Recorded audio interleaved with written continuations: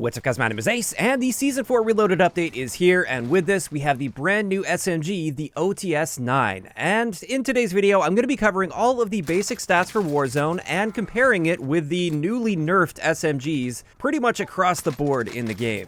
So first up, in order to unlock the OTS-9, all you have to do is get a double kill with an SMG in 15 different matches. Now, if you do this in Cold War's multiplayer, you will have to complete the match all the way through, and therefore face-off is probably your best bet. First up, because double kills are super easy in that, because there's people all over the place, and second, because the matches tend to be shorter. However, if you want to do this in Plunder, it turns out you can back out of the game after getting your first double kill, and it will still count and contribute. Just keep in mind, though, those double kills have to be within the match itself, not in that pre-game warm-up. And with that, let's dive into the basic stats in Warzone. Keep in mind the stats are completely different in Cold War's multiplayer. I will be covering that maybe this weekend or early next week. The Warzone stuff has to come first, unfortunately. But with this, we deal 34 damage to the torso and 30 to the limbs. And this means with torso shots, it's going to be an 8-shot kill against a fully plated enemy. Then our rate of fire value is 857 rounds per minute, which means our time to kill without armor is 140 milliseconds, which is insanely fast, as expected. However, our time to kill against 3 armor plates is 490 milliseconds, assuming we aren't missing any shots. And that is an incredible time to kill value, especially considering the fact that they nerfed a ton of the other SMGs in Warzone. Against full armor, this is now the fastest killing full auto SMG in the entire game. As for headshots, we deal 45 damage to the head, and what this means is we require 2 headshots mixed in with body shots in the maximum damage range in order to reduce the number of shots to kill down to 7, and that will give us a time to kill value of 420 milliseconds, which is insanely fast. Like, we already have a crazy fast time to kill without headshots. When you factor those headshots in, it's even faster. Next up, having a look at our range value, this is only about 8.5 meters. Now, this is the big area that holds this back. This actually has the worst range value out of any of the SMGs, so even though it kills the fastest right up close, it doesn't extend out very far. And therefore, at mid-ranges where the other SMGs are still in their maximum damage range, this is where the OTS is suddenly outclassed by them. But then another stat that I was pretty impressed with, this is our bullet velocity. It turns out this is around 450 meters per second, which is quite high for a Cold War SMG. Most of the other Cold War SMGs have a velocity value of about 350 meters per second, so this is quite noticeably better in that department, which is great news. But then finally, for base stats, let's have a look at our recoil, and as you can see here, there's not a ton of recoil. There's a little bit of side-to-side bounce, and it does kick pretty much straight vertically, but there's no real strong trend left or right. It just kind of kicks side-to-side a little bit, and you can easily make up for that with attachments. So therefore, I do consider this to be a pretty accurate SMG. I wouldn't say it's like the most accurate SMG, but it's not that difficult to control and predict as long as you've got some good attachments on there. Speaking of attachments, let's have a look at the recommended attachments that I have for you guys so far. Keep in mind, there's still a lot of testing to be done. I've just done the basic testing so far. But if you guys are just looking to get a foothold with this gun and a good combination of attachments, I would recommend going with the GRE suppressor to help with bullet velocity, recoil control, and obviously keep you off the radar.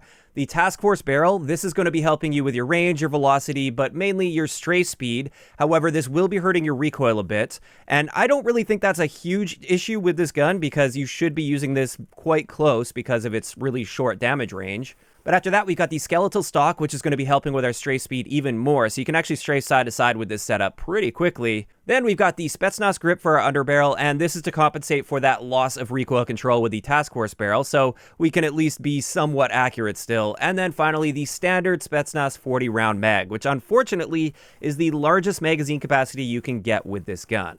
So overall, it's pretty clear looking at the stats, this gun is going to be quite dominant in more close quarters situations, and that's really where you want to be keeping yourself with this, and as long as you're doing that, you're going to be doing great. However, having said that, this isn't going to be nearly as versatile as many of the other SMGs. If you try to stretch that range out a little bit, it's just not going to be as effective as many of the other SMGs. And then another big thing that holds this back is the fact that it has that maximum 40-round magazine capacity with a relatively high fire rate. With an 857 round per minute fire rate, you will be burning through these magazines very quickly, and therefore, I don't know if I would really recommend this in like trios or quads. If you're dealing with multiple fully plated enemies one after another without getting time to reload in between those fights, 40 rounds usually isn't going to be cutting it if you're accounting for any missed shots and stuff. If, however, you're playing solos or duos where you're more likely to just run into 1 or maybe 2 enemies at any given time, then the OTS is one of your best options in the SMG category for clearing rooms and fighting in really close quarters.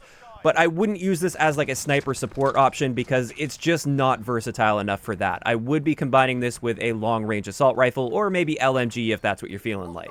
Now, just for those that are curious, a bunch of the SMGs with this update also got nerfed, and also assault rifles and LMGs. They basically nerfed a ton of the guns across the board to reduce the overall time to kill in Warzone, which I'm really happy with the idea of that, but I'm still working on going through all of the details of this. Don't worry, I will have a video on this, hopefully coming out this weekend. There's a lot of testing and a lot of work to do, though. But just to give you a bit of an indication of how this performs in relation to the current state of the other SMGs, here is the rough time to kill chart post-patch.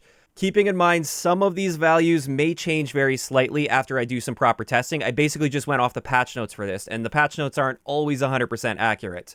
But as you can see here, this is sorted by our 3-plate time to kill, and the OTS-9 is the fastest killing out of the full auto SMGs. Now, the Fennec with hollow point or the Striker with hollow point, that's its 2-round burst. Technically, they have a faster time to kill potential, but they're not really that common. They're not really used all that often because they're just not really versatile. So yeah, if we're just looking at full autos, the OTS-9 is on top when it comes to close range time to kill. And with that, that's going to wrap it up for today's video. I'd like to hear in the comment section below, what are your guys' initial thoughts on the OTS-9 in Warzone specifically? Do you think this is a really great gun that you'll be using very often? Or do you think it's just not versatile enough and you're probably going to be sticking to other SMGs? Just let me know those thoughts in the comment section down below. If you enjoyed the video, a like rating is always appreciated. And don't forget to subscribe for more if you haven't already. I'll talk to you guys next time.